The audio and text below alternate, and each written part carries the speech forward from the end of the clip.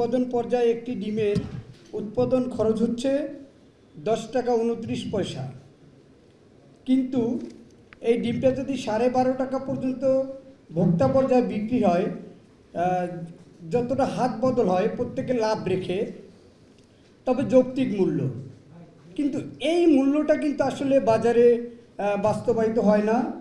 এটা কখনো কখনো 15 টাকা হয়ে যায়, আবার কখনো কখনো 9 টাকা হয়ে যায়।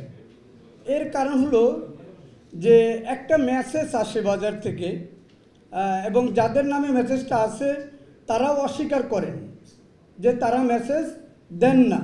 কিন্তু আমরা বিভিন্ন জায়গায় খোঁজখবর নিছি, এমনকি তেজগাঁও বাজার, কাপ্তান বাজার, চট্টগ্রাম বিভিন্ন বাজারে খোঁজ নিছি, তাদের নিজস্ব বাজারে তারাই এটাকে স্বীকার করছেন যে এখান থেকে বাজার দেন, কিন্তু তারা স্বীকার করেন না।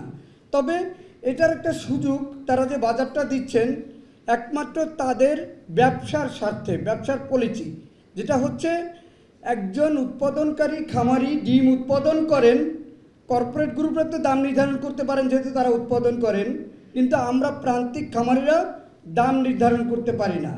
এর কারণ হচ্ছে এই ডিমের ক্রয় বাজার, যেটা পাইকারি বাজার, এখানে দুইটা বাজার আছে, একটা হলো দিনের বাজার, একটা হলো রাতের বাজার। রাতের বাজারটা হলো এই, যেটা বাজার অস্থির করে যে খামার থেকে 4 দিন পর পর ডিম ক্রয় করেন, সেখানে দাদন দেয়া থাকে, টাকা দেয়া থাকে। ডিমটা আসার পরে 4 দিন পরে জানতে পারেন খামারি সে কত টাকায় ডিমটা বিক্রি করতে পারছেন, স্লিপটা যাচ্ছে, এবং তখন জানতে পারার পরে তার কিছু করার থাকে না। এখানে দাম উৎপাদন করেন প্রান্তিক খামারি, দামটা নির্ধারণ করে দেন আড়তদার এবং ডিম সমিতি, এবং তারা স্বীকারও করেন না। একটা SMS যাচ্ছে বাজার থেকে, তারা স্বীকার করেন না।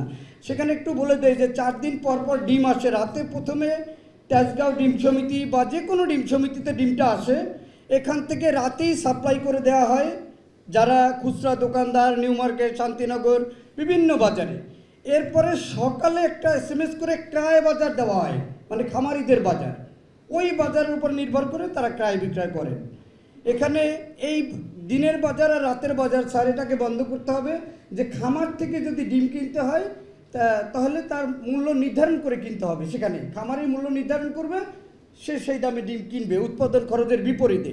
কিন্তু এখানে তাদের হাতে যখন থেকে যায় তখন তারা চাইলেই ইচ্ছাকৃতভাবে কমিয়ে দিচ্ছেন দাম, আবার চাইলেই ইচ্ছাকৃতভাবে দামটা বাড়িয়ে দিচ্ছেন। এখানেও একটা স্বার্থ আছে তাদের, যেটা হচ্ছে যদি এক সপ্তাহে প্রতিদিন 1 লক্ষ ডিম আসে, সপ্তাহে যদি 50,000 ডিম আটকানো যায়, আবার 1 সপ্তাহ পরে ডিমের দামটা বেড়ে যায়, তখন তার 50,000 ডিমে 1 লক্ষ টাকা বের হয়ে গেল। এইটা একটা তথ্য। আরেকটা হচ্ছে বাজারের চাহিদা এবং যোগানের একটা তথ্য বলি, এটাও তাদের হাতে নিয়ন্ত্রিত। কিভাবে একসাথে 10 দিন সাবেক বাজার রাখেন, একদিন বাড়াইলেন, যেভাবে এপ্রিল মাসে 8 টাকা 10 পয়সা আমার খামারে ডিম বিক্রি হয়েছে, এবং SMS ছিল 8 টাকা 90 পয়সা, সেখান থেকে 70 থেকে 80 পয়সা খামারি কম পেয়েছিল বাজার। আবার SMS থেকে আবার 20 থেকে 30 টাকা বাজারে ডিম বেশি বিক্রি হয়। এখন সমস্যাটা হলো এদের হাতে যখন বাজার থাকে, যেমন এপ্রিল মাসের কথা আমি বললাম যে 8 টাকা 10 পয়সা খামারি পাইছে দাম, আমার কাছে ক্যাশ মেমো আছে এই বাজারগুলোর। সেখানে এপ্রিল মাসের 30 তারিখ পর্যন্ত 8 টাকা 10 পয়সা, কিন্তু 2 তারিখে 10 টাকা বাড়লো। আমি চাহিদা যোগানের কথাটা বলতেছি। যখন 10 টাকা বাড়লো তখন কি হলো, সারা বাংলাদেশের ডিম ব্যবসায়ীরা ডিম ক্রয় করার জন্য ব্যস্ত হলেন বেশি পরিমাণে, এবং খামারিরাও আবার কম পরিমাণে বিক্রি শুরু করলেন যে দাম বাড়বে। এরপরে একটানা প্রায় 11 তারিখ পর্যন্ত 9 দিনে দাম বাড়লো। 100 লাল ডিমে 320 টাকা এবং 100 সাদা ডিমে 260 টাকা। এখন আবার 16 তারিখ থেকে দাম কমে গেল, ঈদ পরবর্তী সময় আবার দামটা বেড়ে গেল। কিন্তু আমার ঈদ পরবর্তী সময় কিন্তু স্যার খামারের দামটা কমে গেছে। অতএব এই যে সাপ্লাই চেনের একটা সমস্যা, এটাকে আমাদের দেখতে হবে যাতে এটা বন্ধ হয়, এবং রাতের বাজার দিনের বাজারে ডিম থাকতে পারবে না। এটা উৎপাদক নির্ধারণ করবে তার উৎপাদন খরচ কত, কারণ তার তো আর উৎপাদন করতে তার টাকা লাগে না, সে যা বিক্রি করবে ওইখান থেকে খামারিকে 40 থেকে 50 টাকা কম দিবে। অতএব উৎপাদক ধ্বংস হয়ে যাচ্ছে, কমে যাচ্ছে, ধীরে ধীরে ডিমের প্রোডাকশনও কমে যাবে, দামও বাজারে অতিরিক্ত হয়ে যাবে। আরেকটা জিনিস স্যার, বলতে চাই, যেটা সাবপ্রাইজেন্ট বলেছিলাম স্যার, যে 4টা হাত বদল হয়। এই 4টা হাত বদল তাদের যে প্রফিট তার থেকে বেশি দিয়েও 12.5 টাকার উপরে ডিমটা হওয়া উচিত না।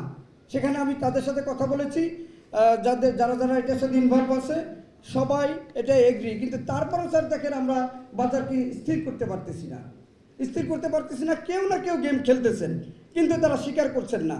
অনেকবার আমি তাদের সাথে বসার চেষ্টা করছি, আলোচনার চেষ্টা করছি, কিন্তু তারা স্বীকার করেন না, তারা বাজার দেন না। কিন্তু আবার তাদের নামটাই ঘুরে ঘুরে আসে, সকল জায়গা থেকে তাদের নামটা আসে।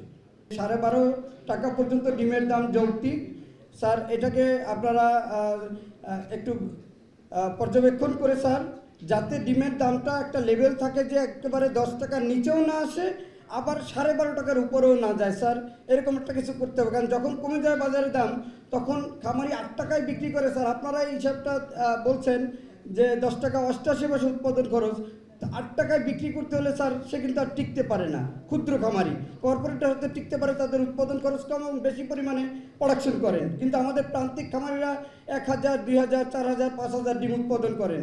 এদের যদি একদিন লস হয় তাদের অনেক লস হয়, কিন্তু একটানা 3 মাস 4 মাস, এরপরে তারা কম দামে কিনে স্যার কোল্ড স্টোরেজ করেন, যেটা আপনারা দেখছেন স্যার, যে কোল্ড স্টোরেজ করার পরে তারপরে আবার তারা বাজারে বেশি দামে ছাড়েন। যেমন চট্টগ্রামের এক ব্যবসায়ী আছেন, যার এই ছবিতে তার ছবি ইনভলভ আছে, যিনি 40 লক্ষ থেকে 50 লক্ষ ডিম তিনি মজুত করেন।